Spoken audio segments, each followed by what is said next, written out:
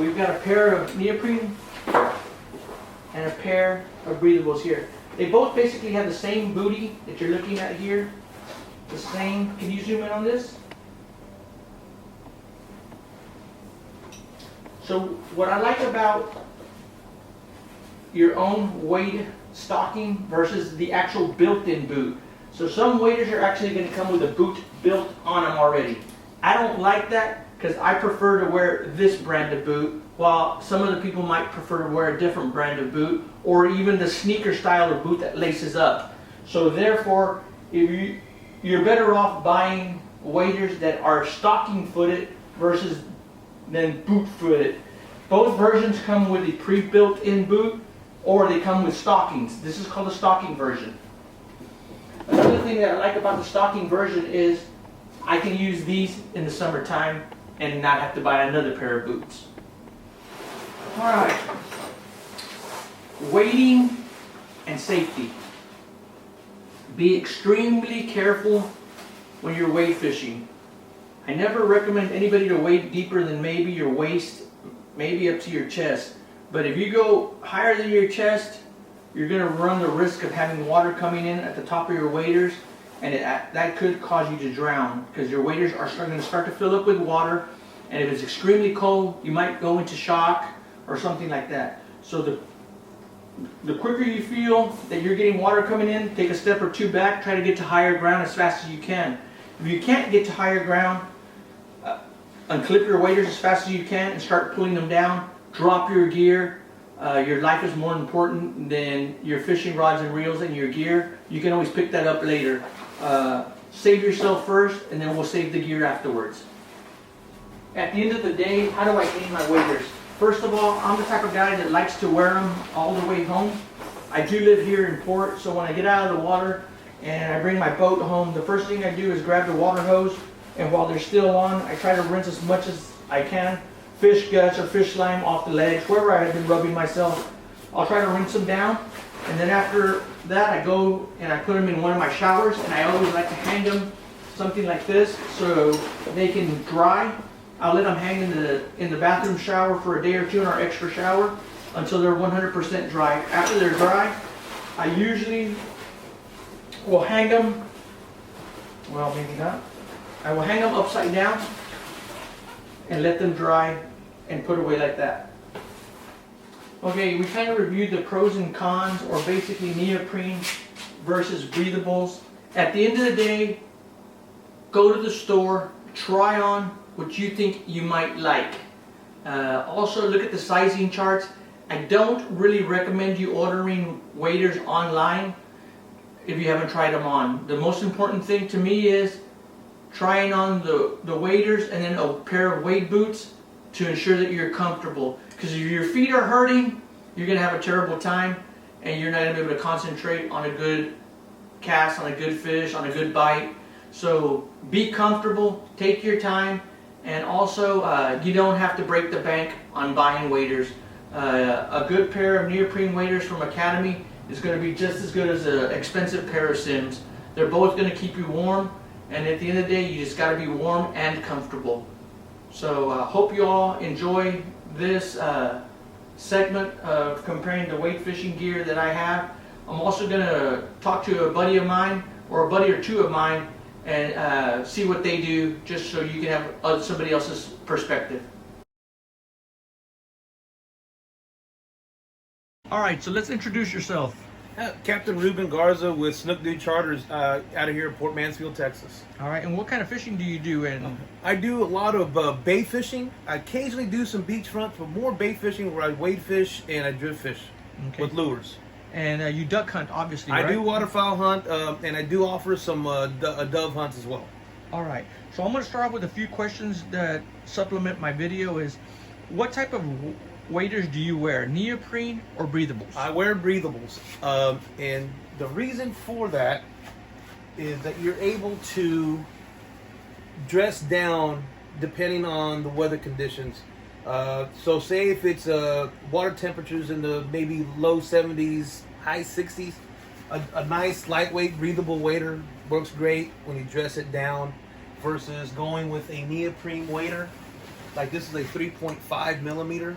You wear that, it's hot, you're sweating, a lot of moisture inside your body, versus the Breathable, which is wicks and it breathes. Go to the next question is stocking boot or built-in boot. I notice you have both, so tell me the difference. So I prefer stocking foot, and the reason for that is here in Port Mansfield, we're wade fishing a lot. There's a lot of areas, especially in the wintertime, where you need to fish where it's soft and muddy. If you have a boot foot, like this one here, unfortunately what happens is the fit is not a tight fit, so it'll tend to slip out, especially when you get stuck in mud, versus going with your stocking foot and a lace-up boot, or your other option, which is a new boot. It's by Bart's Bay Armor. The whole boot itself is stingray proof. It has a zipper on the side. So the cool thing is like a YKK nylon zipper, so you don't have to worry about it rusting out, which is great. This boot here is by Simms.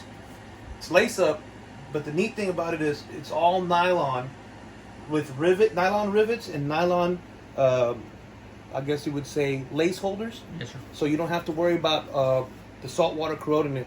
Lower Laguna Madre, just as a side note, is a hypersaline base system. So everything corrodes really quick. Nothing really lasts long here. So therefore, having plastic like this helps tremendously versus other companies that have maybe some pop metal rivets and maybe some metal holders for laces that'll corrode. All right. My first pair of waders that I had through Simms lasted me, believe it or not, 12 years. But I wasn't fishing as much then as I do now. Now, these Breathable waders, wader season, I probably wear them close to about 80 to 90 days of season, maybe pretty much the whole fishing season when it's cool.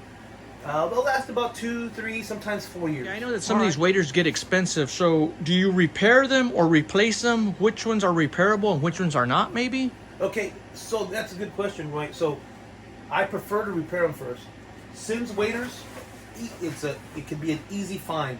What you do is you turn it inside out, gets an isopropyl rubbing alcohol, basically. Spray it in the area that you think it leaks. Then you turn it back to the outside, and you'll find the leak. It'll be a dark spot. And the reason why it's happening is because it's a breathable material. It'll come out. I understand. And so Simms makes these kits that are repair, and I normally have them in my room, but I actually have them in my tackle bag on my boat because for winter season, just in case customers rips or something, I have an emergency kit where we can patch it up real quick, sit out for about 20-30 minutes, it'll be completely dry and get back in the water. All right, and real quick question. Neoprene not repairable? Neoprene is repairable depending on where it's at. Okay. You would buy what's called water seal, and you just kind of apply it on there. It needs 24 to 30, sometimes 36 hours to sit. There is a faster curing glue that you can do, but it is repairable. Okay. A typical day, what's underneath the hood? What do you wear underneath your breathables? Like I said earlier, it depends on the weather conditions. So Simms makes these underwater wears, what it's called, and there's different lightweight. There's a lightweight, a medium weight, and then there's a heavyweight. So depending on where you're at and how cold it is, you kind of have to go the different weights on the degrees. Some people I know like to do the lightweight layer base, and then they'll maybe go medium weight, or they'll go the heavyweight depending on how cold it is. I've been out there with the water temperatures in the mid-30s with a lightweight base and a heavy, what they call the guide weight merino wool underwater wear, and it was just perfect, just nice and warm. Okay, fantastic. Okay, obviously we know what kind of waders you're wearing, but what kind of jacket are you wearing? Right now I'm wearing this Guide Series Simms jacket, and the Guide Series is a shorty. So when you're in a little deeper water, it won't, the length will not be underwater. I do have an AFCO jacket that I use on different seasons, depending on how shallow we're wade fishing, or if we're out on the boat. I have that series, that jacket. Okay. I personally like to put my jacket inside my waders. You're right. I like mine on the outside. Okay. And then, and it's either or. Some people it's 50-50. Okay. I just wanted to make sure, because some people are going to say, well, you said put it on the inside, and I know you're putting it on the outside. Right. But it's either or. And I prefer it on the inside because I just want less things flying around. Yeah, right. No, that's true. Okay. Now, since we're just going to stay on here, we kind of already touched on the boots, but I'm going to ask you again. Weight boots, why that style versus lace-up versus zipper? So what weight boots do you like? Personally, I prefer these lace-up Sims. They are designed for waders, number one, so they're extra wide. Okay. So they'll fit on the 2.5 millimeter neoprene sock, and then you would put this in it, and it fits perfectly fine. There's enough room in there as well. Okay. So what I do is I always buy one size up, and I wear neoprene socks in the summertime, so I don't have to buy two pairs. That's correct. A lot of people do that. Is that what you're doing? That's what I do, but in the summertime, I switch to a different boot. I actually go to a Bart's Bay. Wait, but this is my wife, so don't think this is my foot. But I go to this Bart's Bay, and occasionally I will wear it on my waders. But the thing is that this is so tall, you would have to roll up the gravel guard. The built-in gravel guard on these boots, and I feel sometimes that you overextend it and you might bust the seam. Sure. Might cause leakage. So I actually feel more comfortable going with just the standard boot.